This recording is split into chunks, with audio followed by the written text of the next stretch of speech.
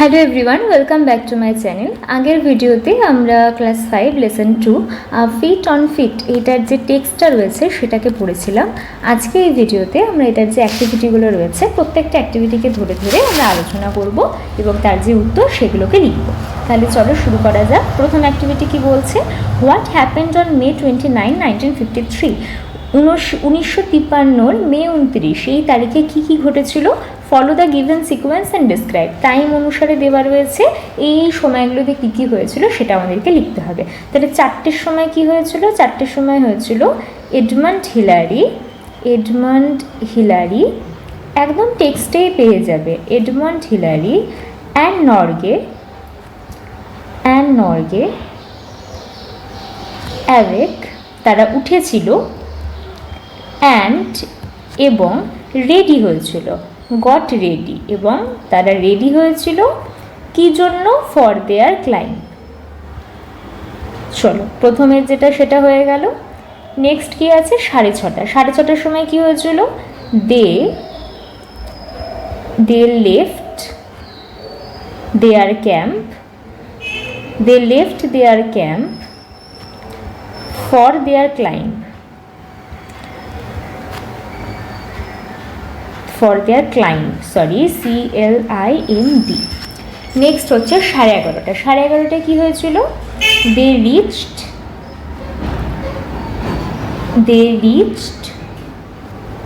The summit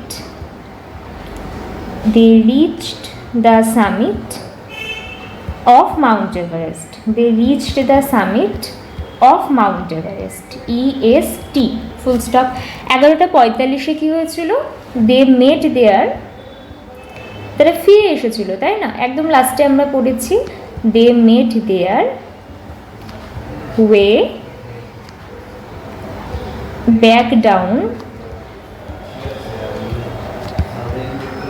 the mountain.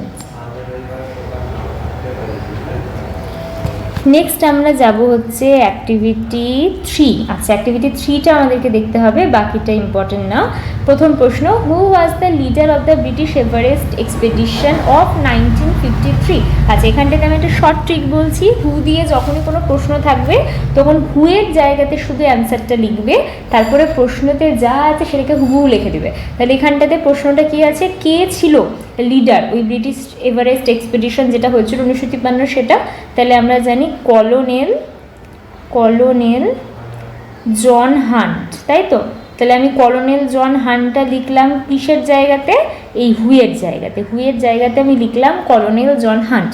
তারপর হুয়ের পরে ওয়াজ থেকে শুরু করে 1953 পর্যন্ত যা আছে সেম লিখবো, শুধু কোশ্চেন মার্কটাকে তুলে দিয়ে একটা full stop. Next, how many climbers were chosen for the expedition?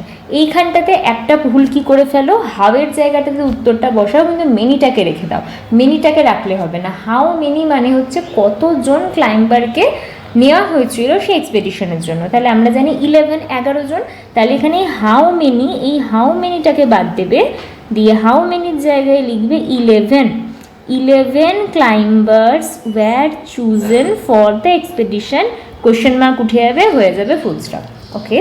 Next, how many climbers got the chance to climb to the top? কতজন ক্লাইম্বার সুযোগ পেয়েছিল টপে যাওয়ার? তাহলে আমরা জানি 4 জন ক্লাইম্বার সুযোগ পেয়েছিল টপে যাওয়ার। তাহলে আমরা এখানে হাউ মেনিটাকে কাটবো, দিয়ে লিখবো অনলি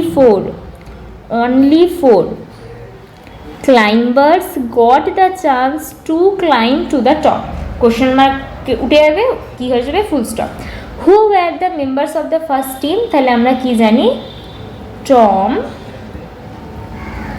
টম বর্জিলন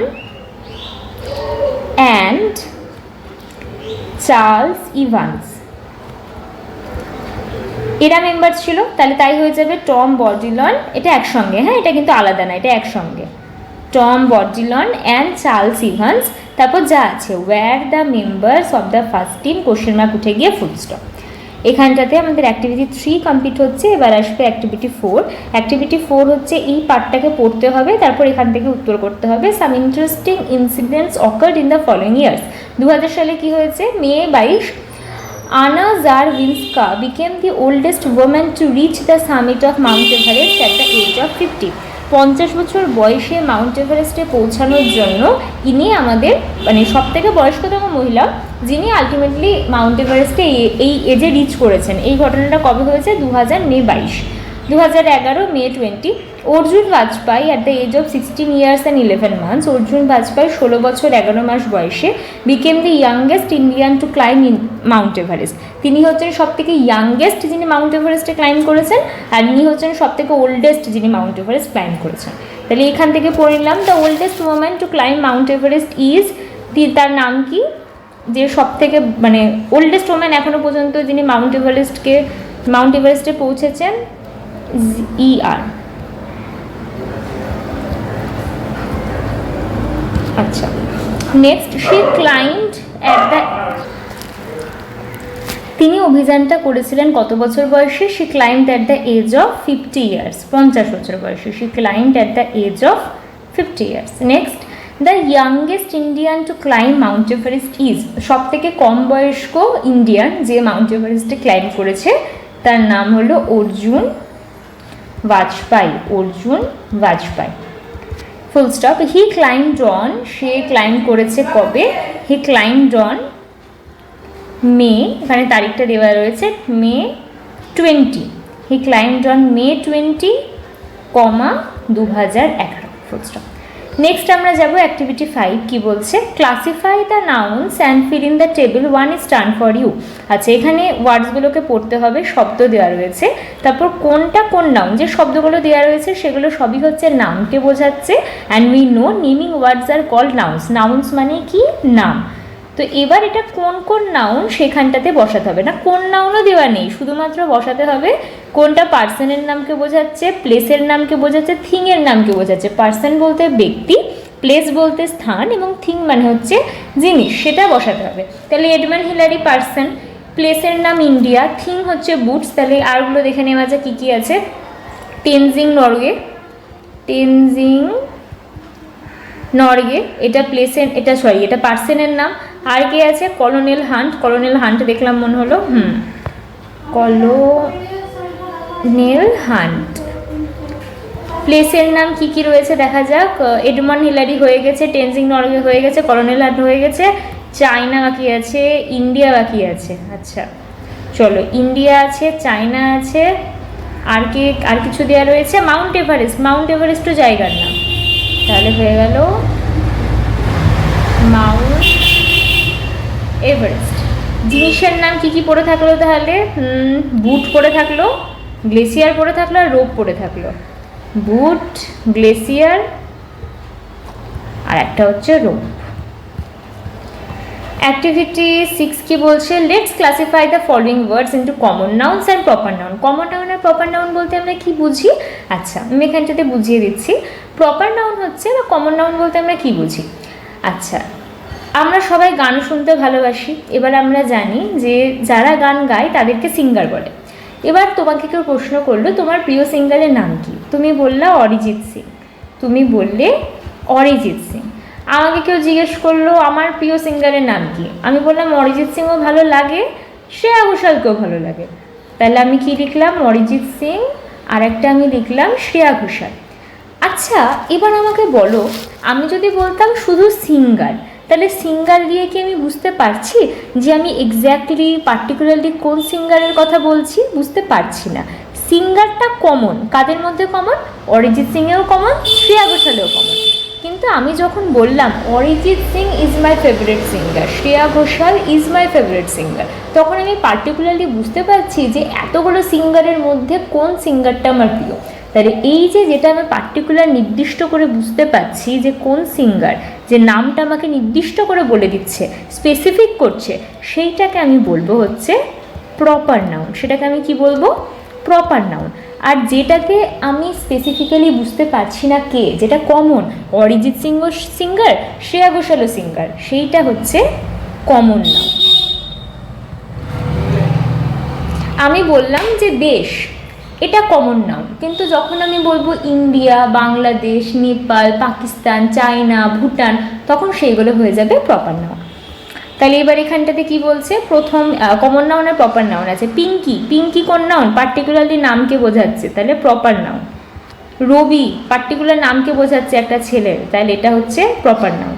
সৈয়দ T11 এটাও হচ্ছে প্রপার নাউন, নির্দিষ্ট করে বলে দিচ্ছে সেই যানটার নাম। মাদার, মাদার কিন্তু নির্দিষ্ট করে বলছে না, তো মাদার হচ্ছে কমন নাউন। নেক্সট আছে রাকেশ, রাকেশ আমাকে নির্দিষ্ট করে বলে দিচ্ছে, এটা হচ্ছে প্রপার নাউন। কল্পনা, কল্পনাও প্রপার নাউন। আরে প্রপার নাউনের তো সেল লেগেছে মনে হচ্ছে, প্রচুর প্রপার নাউন। কলম্বিয়া, কলম্বিয়াও প্রপার নাউন, নির্দিষ্ট করে বলে দিচ্ছে। তারপরে কে আছে? ইন্ডিয়া, ইন্ডিয়াও প্রপার নাউন, যদি কান্ট্রি থাকতো তাহলে কমন নাউন হতো। ইউএসএ, ইউএসএও প্রপার নাউন। হরিয়ানা, হরিয়ানাও proper noun.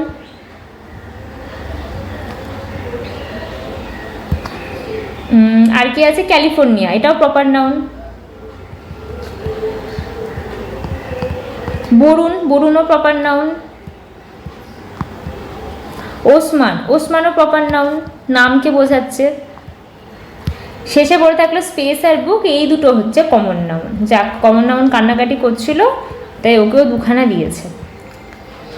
Next activity 7A কি বলছে? Let's identify the word signifying masculine and feminine gender in the passage.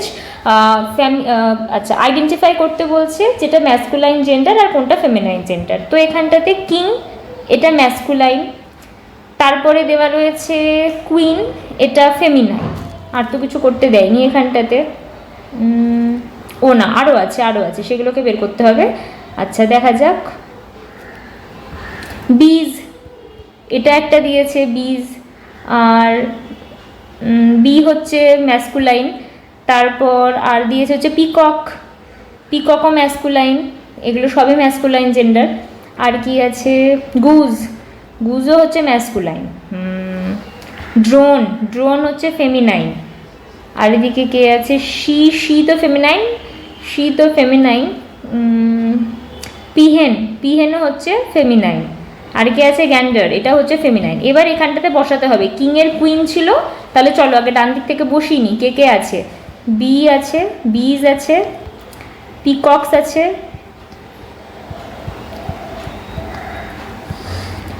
আর এদিকে আরেকটা কি দেখলাম? গুজ আছে। এটার ফেমিনাইন কি?